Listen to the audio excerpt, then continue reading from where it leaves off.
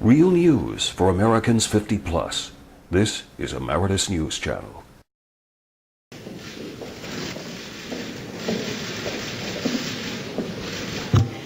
Good afternoon, everyone, and a special hello to those who are online and to everyone on the phone. The scientific community, the business community, and the policy world have spent decades studying greenhouse gas pollution and climate change. Scientists in the United States and around the world have tracked in the last century, and in particular in the last 3 decades, alarming increases in the amount of greenhouse gases in our skies.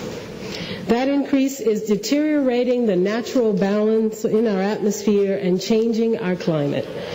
There have and will continue to be debates about how and how quickly climate change will happen if we fail to act.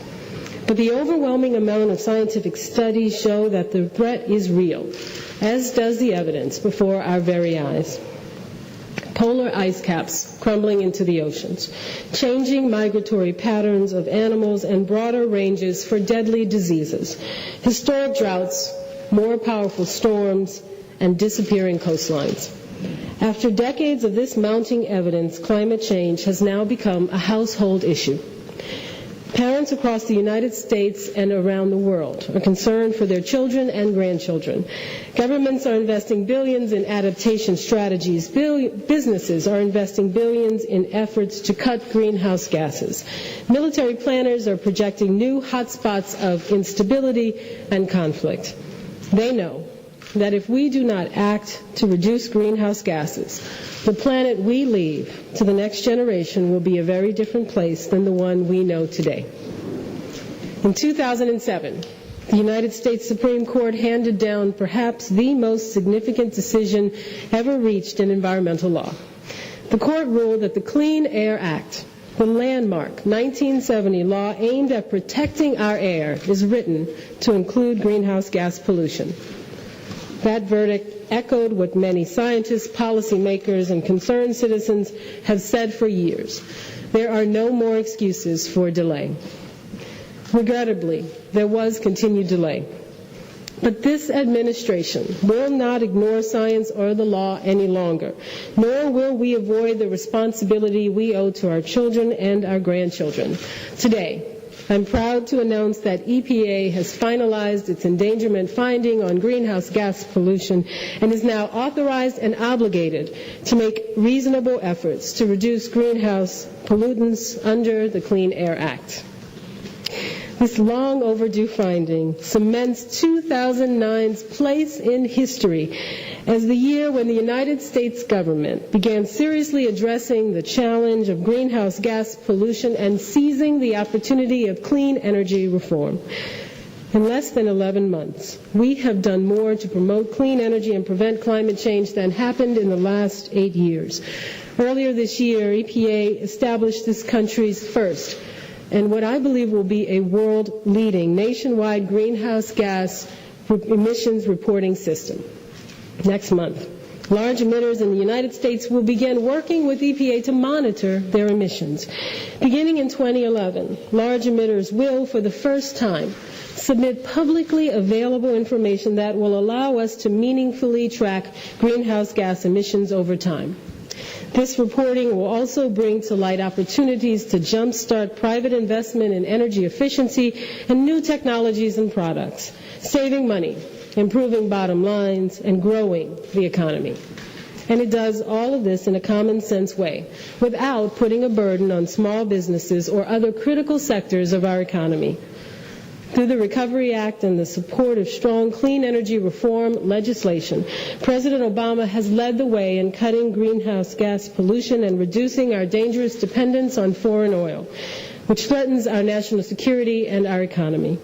Today's endangerment finding provides the legal foundation for finalizing the recently proposed Clean Cars program.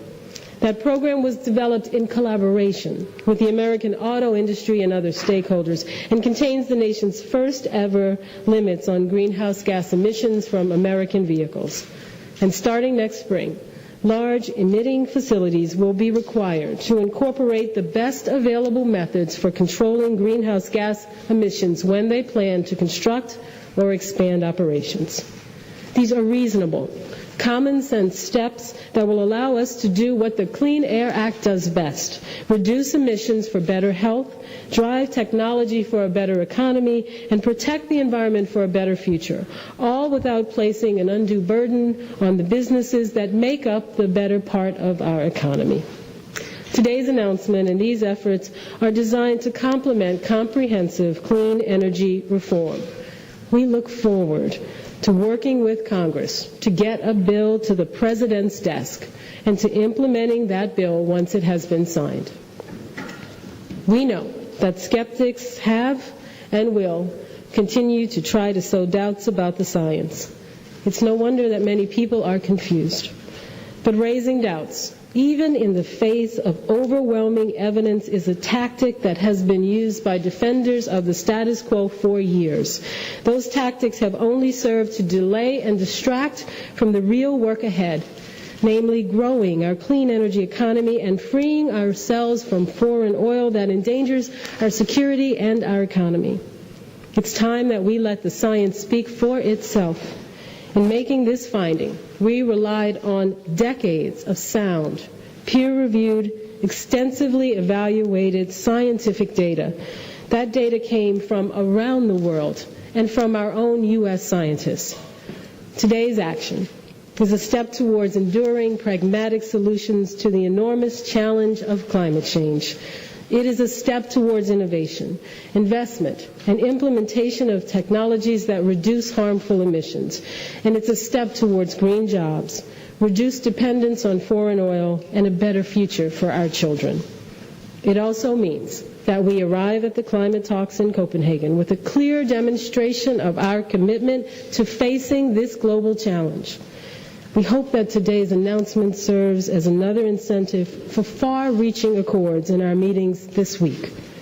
In taking action now and recognizing this threat now, we join the hundreds of other countries, thousands of leading scientists, tens of thousands of innovators, entrepreneurs, and private companies, millions of Americans, and billions of global citizens who have seen the overwhelming evidence and called for action on climate change. Thank you.